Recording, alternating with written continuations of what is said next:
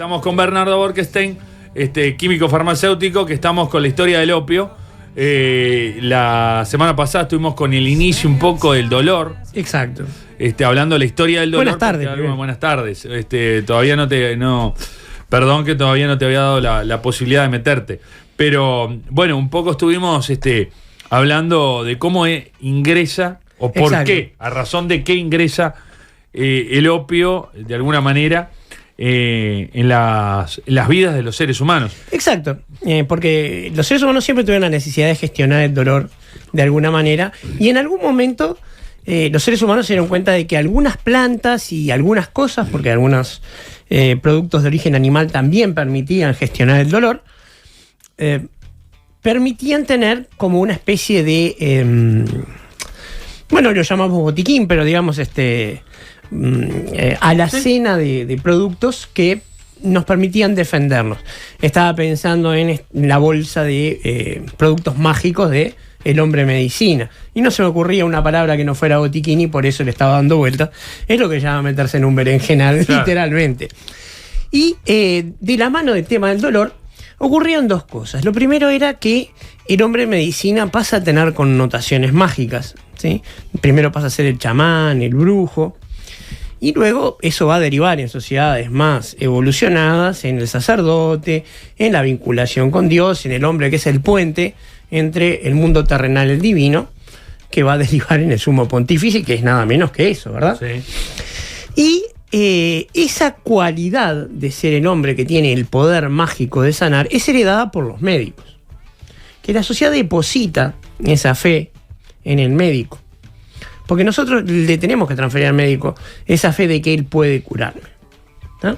Cuando alguien, digamos, muy cínicamente habla mal de los médicos, en realidad está siendo un poquito miserable, ¿verdad? Porque los médicos no solamente laburan mucho para tener el título que tienen, sino que además, si es un médico responsable, hace mucho laburo para mantenerse actualizado, etc. No es fácil trabajar de médico, son muchísimas horas, es un trabajo bastante ingrato. Todo el mundo está todo el tiempo pidiendo, mirá, me duele acá, ¿qué tendré? A todas las otras profesiones. A mí, como mucho, me dirán, mirá, se me manchó esto, ¿qué hago? Digo, pero más allá de ese tipo, que todos piensan que soy Todos los químicos somos un poco Ana Durán, ¿vos sabés? Pero más allá de eso no pasa. Entonces, de las primeras sustancias que el hombre encontró allá por el Asia Central, era la amapola. ¿Y por qué la encontró? Y fácil, porque todas las primaveras estaba esa florcita roja tan hermosa que era imposible no verla. Era imposible no notarla. Y los pueblos nómades rápidamente detectaron, bueno, esa planta que tenía unas semillas que captaron la atención y que al madurar el fruto, inmediatamente antes largaba como una especie de látex, y notaron que, además del gusto amargo, tenía unas ciertas propiedades extrañas. Supongo que lo primero que notaron fue que dormía la lengua, y rápidamente descubrieron esas propiedades narcóticas. Habrán indagado un poco más a la manera que se hacía antes, un poco por ensayo y error, y vieron que se podía utilizar. ¿Sabés cuándo se hizo, digamos, por lo menos en la fantasía, muy famoso el opio, digamos, o se puso muy en el tapete recientemente? En Game of Thrones. ¿Cuál era el remedio que se utilizaba? La leche de amapola. La leche de la amapola, que es ni más ni menos que el opio. ¿Por qué? Porque es el látex de la cápsula inmadura del Papaver somniferus. Literalmente la leche de la amapola. La amapola también tiene un uso en repostería. Se hacen unas tortas deliciosas, sobre todo en la repostería alemana. Pero hay que decir que para poder ser importada como alimento, esas semillas se inactivan y no se pueden plantar.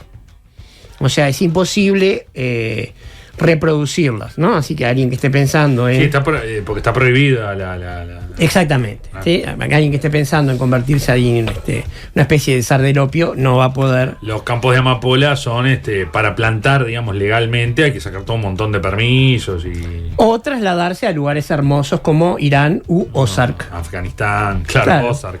Exacto. Sí. O ahí Sinaloa, ahí arriba, que empezaron a plantar de nuevo. Claro, lo que pasa que son lugares donde se dan cuenta rápidamente cuál es la droga que va a venir en alza.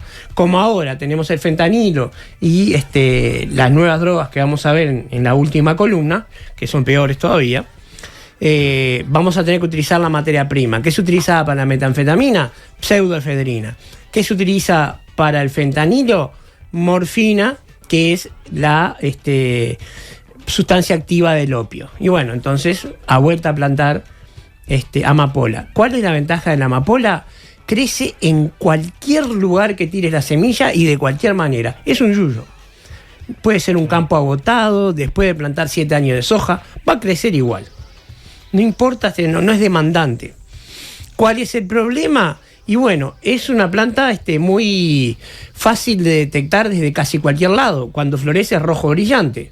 Claro, y hay que esperar que florezca para... No, es inmediatamente antes. Si floreció, ya es claro, mejor dicho, perdón. Hay que esperar que termine la floración porque es la cápsula inmadura. Claro.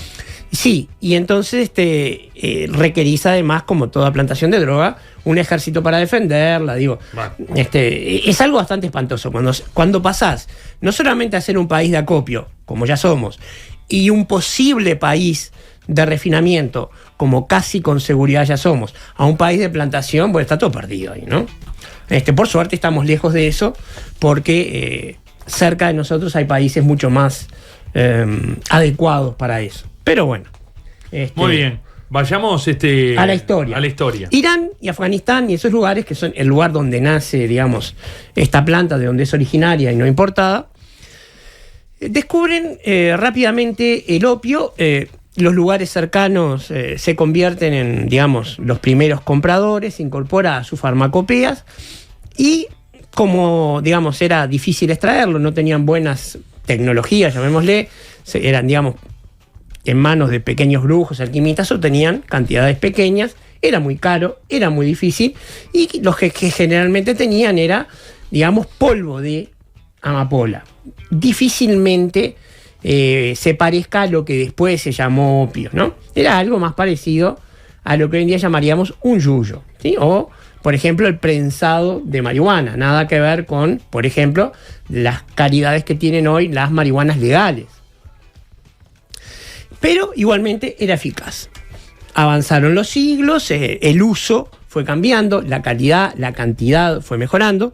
Y ya, por ejemplo, en la Edad Media, cuando el Islam empieza a expandirse, también ocurre un hecho completamente, digamos, independiente de esto, pero que afecta a todo esto.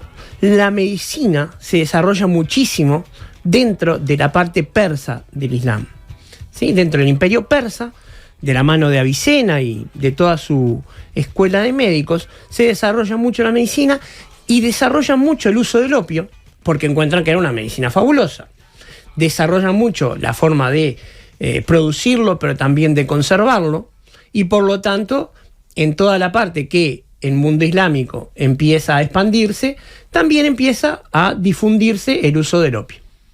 Se expande al mundo árabe, que recordemos, mundo persa y mundo árabe, de lejos puede parecer igual, pero no son lo mismo, y así llega a Europa. ¿Por dónde llega? Por un lado llega a través de España, que fue invadida por los sarracenos, y por otro lado llega más tarde, desde Venecia, con el Imperio Turco. Cuando llega desde Venecia al Imperio Turco, ya empieza a llegar con problemas de consumo. Ya estamos hablando de un tema mucho más cercano en el tiempo, estamos hablando ya del Renacimiento, y ahí ya empieza a llegar en cantidades más importantes. Ya tenemos una medicina un poco más evolucionada en Europa, y tenemos un problemita un poco más grande. El problema que tenemos es que, junto con la invasión de los árabes a España, llega una cosa que se había perdido en Europa, y vos no vas a creer cuál es. Llega Aristóteles. Aristóteles se había perdido porque quemaron todos los libros en el Imperio Romano Bajo. ¿Ah? Llega desde el mundo árabe y la cristiandad descubre a Aristóteles, que uno pensaría, un pensador griego, lo conocían de toda la vida. Y junto con Aristóteles redescubren la medicina de la antigua Grecia y la teoría de los 4 humores. Al principio, junto con Aristóteles, descubren Hipócrates y un montón de sabios griegos, lo toman como un anatema, pero después lo convierten en algo que es obligatorio creer.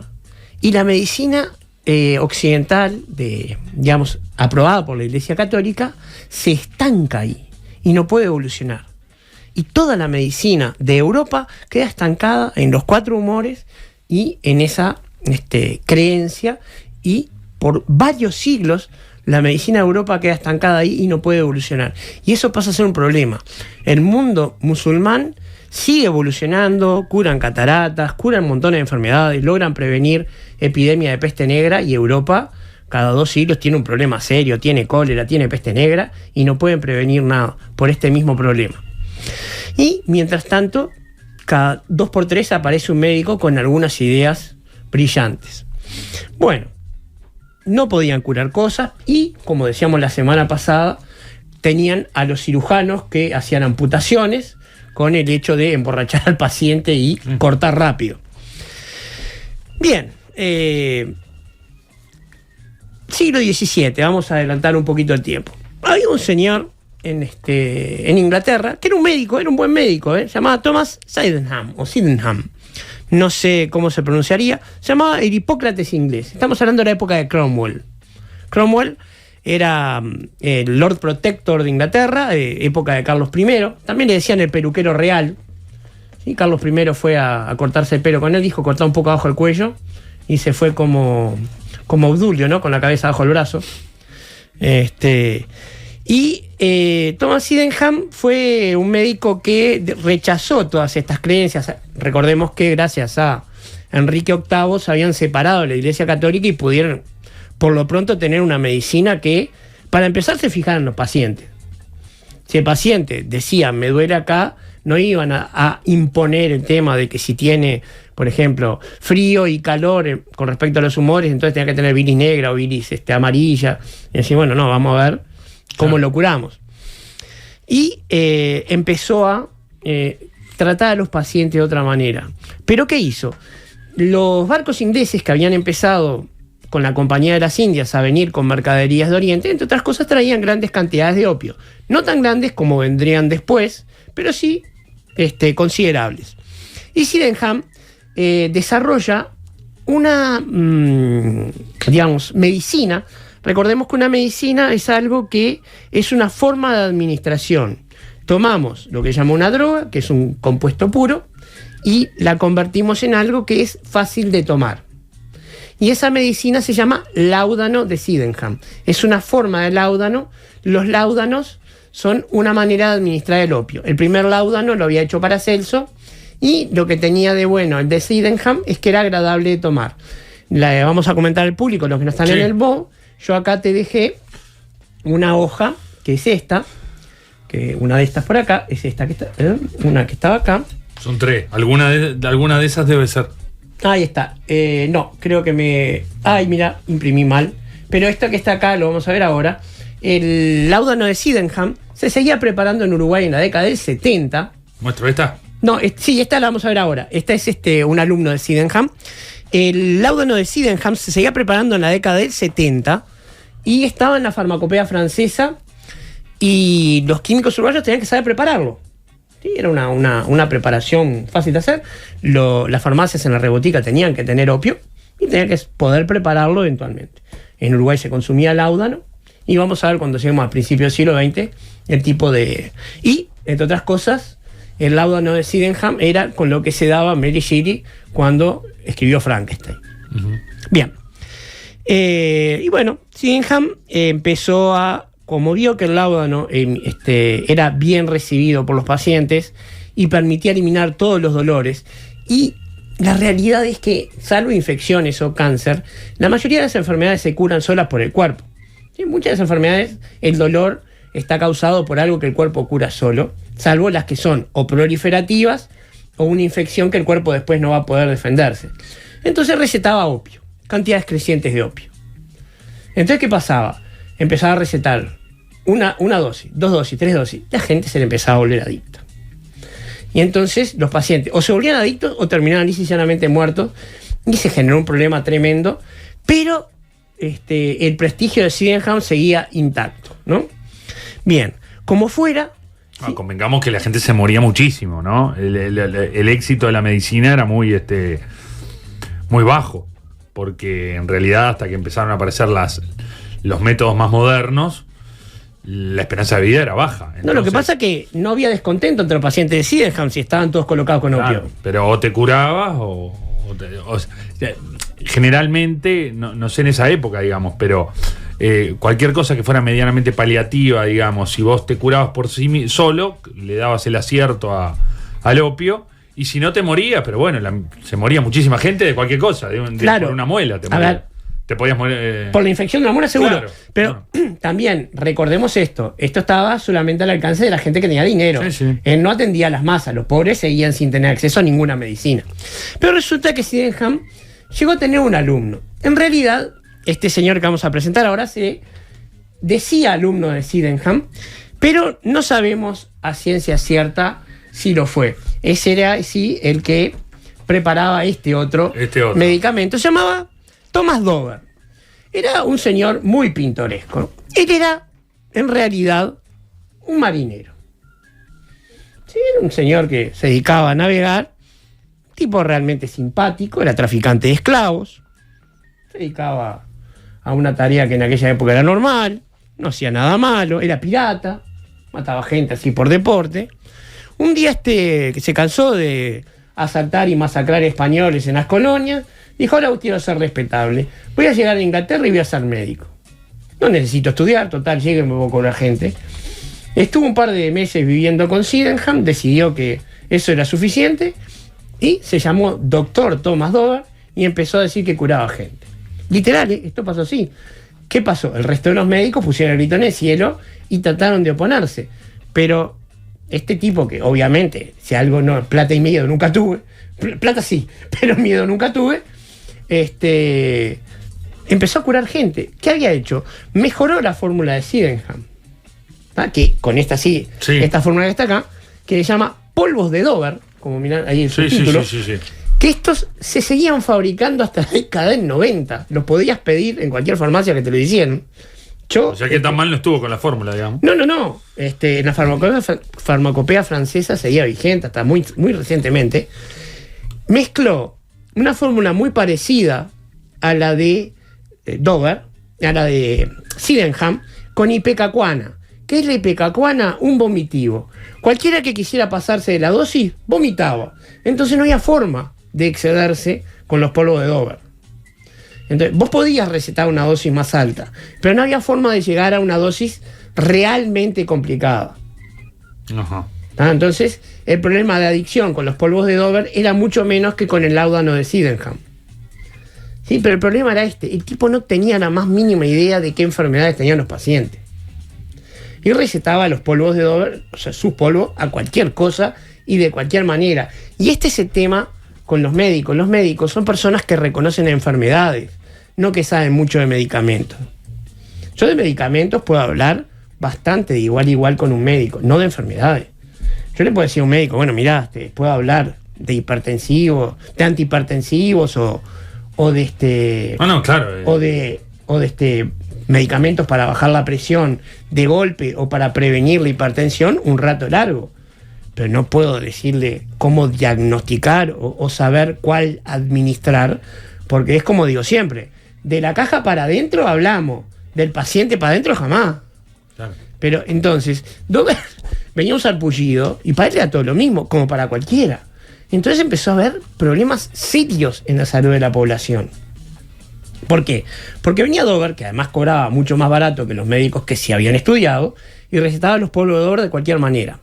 Y la consecuencia fue que por culpa de eso, los otros médicos dejaron de recetar el opio adquirió una mala fama con medicación por culpa de esto, y por un siglo bajó mucho la prescripción del opio, y la gente en Europa dejó de tener el único medicamento para el tratamiento de dolor de que disponía, hasta que en el siglo XIX alguien recuperó la medicación para el opio de dos maneras. Ya casi en el nacimiento del siglo XX, con la con la síntesis de la aspirina y con la identificación del principio activo del opio, que eso lo veremos la semana que viene. Perfecto, pero bueno, ya ya quedamos... Ya quedamos en este siglo. Avanzamos bastante, claro, que en realidad es un avance, que era lo que vos decías la otra vez, en un montón de siglos, avances muy limitados, que era propio de lo que pasaba con la medicina, por lo menos en Europa, ¿no? Pero que viste que... supuestamente, el mundo que nosotros conocemos, la historia que nosotros estudiamos, bueno, son avances muy limitados los que... Pero viste que apenas aumentó la oferta, empezó el abuso. Claro. Sí, claramente. Lo que pasa que es eso, se recetaba el tuntum y una cosa que en última instancia servía, era lo único que había. Era eso o te nada. partías de dolor. Eso o dolor. Claro, no es que tenías toda una serie de analgésicos como podemos tener ahora, digamos, en ese momento era o tenías esto o no tenías nada. Y claro, lo que pasa que era como matar en muchos casos debía ser tirarle un mosquito con una bazuca. Porque, sí, obvio, si vos estás con un cáncer horrible terminal, y bueno, estaba bien. Ese es el uso compasivo que hoy en día se sigue utilizando y se sigue usando la morfina. En algunos casos, te estoy poniendo un ejemplo así nomás, digo, ahora. Pero si se vos usa, estabas ojo, con se usa para manejo del dolor y que quede claro, manejo del dolor, no para lo que otras personas están pensando. Ah, no. ¿No? ¿Tenemos 2 minutos o no? Sí, 2 minutos tenemos, ¿no? Sí, está. Porque hay otro tema que no lo manejé hasta ahora, pero quiero dejarlo planteado para la semana que viene. Y es que el uso del opio y de otras sustancias se complicó cuando dejó de ser un uso sagrado. Cuando empezó a ser un uso, llamémosle banal o profano. Por ejemplo, cuando se usa para la diversión o cuando se utiliza para el lucro. En el momento que se utiliza de una manera, llamémosle irrespetuosa, ahí empiezan los problemas. Yo hoy traía, y no me daba el tiempo, por eso no lo mencioné, el ejemplo del viejo de la montaña y la secta de los asesinos, que era un grupo de guerreros musulmanes, los hashashim, que utilizaban el hashish, pero de manera ritual y con un respeto enorme, y que eran tan peligrosos, porque solamente lo consumían cuando iban a hacer una de sus misiones. Reíte de los ninjas. Una vez uno entró a la cámara de dormir del rey Saladino, dejó un alfiler envenenado y dijo: o te retirás de esta batalla o la próxima la tenés en la cabeza. Y al otro día Saladino fue a hablar con el viejo de la montaña, que era el líder religioso de la secta, y le dijo: está bien, seamos aliados, ¿no? 15 años después, el rey de Jerusalén, Conrado de Monferrato, se negó a aceptar la advertencia y 2 días después lo apuñalaron camino a su casa. O sea, y todo esto era porque esos guerreros también eran extorsionados porque el viejo de la montaña tenía la entrada al paraíso, que era un lugar secreto donde... En fin. Claro, pero sí, como esos ritos que también hay en Latinoamérica, lo que pasa es que son otro tipo de sustancias, como puede ser con ayahuasca o ese tipo de cosas. Bueno, son sustancias que, si bien pueden ser utilizadas de forma recreativa o mal utilizadas o no utilizadas con el fin inicial, que muchas veces tenía otro fin, no tienen ese componente adictivo como puede tener en este caso. Mira, nos vamos del objetivo principal de la columna, pero lo que pasa es que yo no soy creyente de la ayahuasca, porque ahí estamos hablando de una sustancia que tiene un principio que es parecido al LSD, pero el tema es que la forma que la preparan, estás más cerca de agarrarte una salmonelosis o un anthrax que de agarrarte una experiencia espiritual. Pero yo soy un gran creyente en el LSD y en la psilocibina, los hongos mágicos. Y esas 2 drogas, probablemente en el futuro, cuando logremos meterlas de vuelta en la farmacopea, van a hacer mucho bien a la salud. De hecho, Sartori está invirtiendo un montón de dinero en una planta para estudiar la psilocibina en Panto. Bueno, tema interesante pero nos vamos... Pero es ciencia, ahí estamos hablando de ciencia. Claro, no vamos medio de tema. Bueno, Bernardo, seguimos la semana que viene. Dale. Vamos arriba, gracias. Giustizia Infinita 2024. Raffaella è italiana.